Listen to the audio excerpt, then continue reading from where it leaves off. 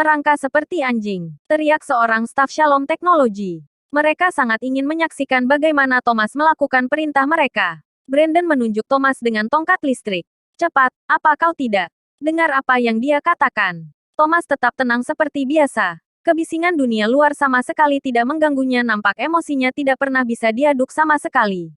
Darcy tak sabar berkata, sepertinya beberapa orang tidak mengerti apa itu yang namanya hukum rimba. Jika dia tidak mau melakukannya, paksa saja. Ya, Brandon memimpin penjaga keamanan menuju Thomas.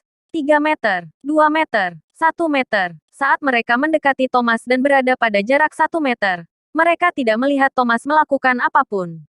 Namun, bunyi gedebuk yang keras segera terdengar. 2 penjaga keamanan langsung dibuat melayang. Duar, duar. Kedua satpam itu jatuh keras ke lantai.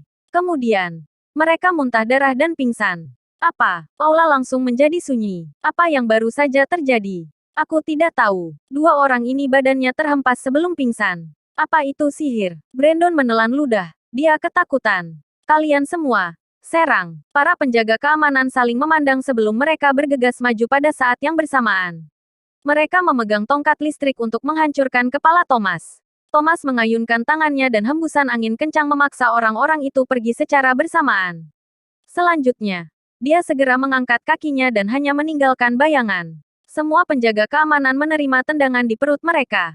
Suara gedebuk terdengar terus-menerus. Dalam sekejap, semua penjaga keamanan tergeletak di lantai sambil batuk darah. Beberapa dari mereka juga mengalami patah tulang rusuk, mereka terbaring di lantai, kesakitan.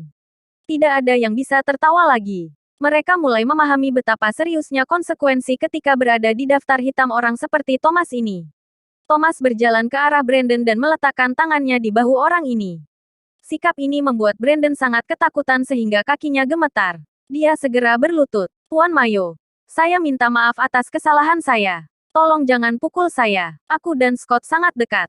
Kami selalu pergi minum bersama. Tuan Mayo, maafkan saya. Tolong maafkan saya. Thomas terkekeh. Dia menepuk bahu Brandon beberapa kali. Dan setiap kali dia melakukannya, Brandon berdiri ketakutan. Hargai hidupmu. Setelah itu, Thomas berbalik dan berjalan ke pintu. Semua orang secara refleks bergerak. Tidak ada yang berani melangkah maju untuk menghentikannya. Begitu Brandon melihat bahwa Thomas telah pergi, dia menghilang nafas panjang.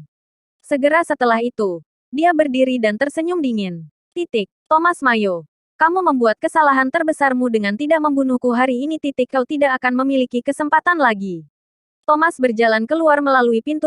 Ben segera menghampirinya. Tuan muda, apakah kau baik-baik saja? Thomas tersenyum tipis dan menjawab, tentu saja aku baik-baik saja. Bukankah aku keluar tanpa cedera? Itu keren. Sempurna. Paman Ben, kau tidak boleh tinggal lama di sini. Kau harus kembali dulu. Aku akan pergi dan menemui kalau aku punya waktu.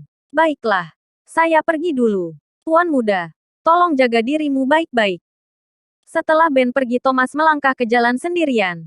Sebuah sedan hitam berhenti di depannya. Dia membuka pintu dan masuk ke mobil. Samson melirik Thomas. Dia bingung. Jadi dia bertanya, Bos, kenapa kamu memberi mereka 7 hari? Dengan kemampuanmu, kau bisa membunuh mereka semua malam ini. Thomas tidak langsung menjawab Samson. Sebaliknya, dia bertanya, apa kau tahu kenapa kucing menangkap tikus? Karena tikus adalah makanan mereka. Tidak, kucing tidak makan tikus. Tetapi mereka menangkap tikus. Mereka ingin menikmati proses bermain-main dengan tikus selama periode waktu itu. Tikus tahu bahwa mereka bakal mati. Tetapi mereka tidak bisa lari dari kucing, mereka tidak bisa memohon untuk bertahan hidup atau mati. Jadi mereka berjuang kesakitan. Manusia akan mencoba menemukan cara untuk bertahan hidup hanya ketika mereka mengerti bahwa mereka akan mati. Pada akhirnya, ketika mereka menyadari bahwa tidak ada cara untuk bertahan hidup, mereka akan merasa putus asa dan menderita. Jika aku membunuh mereka dengan mudah, itu bukan hukuman namanya. Aku ingin mereka merasa putus asa.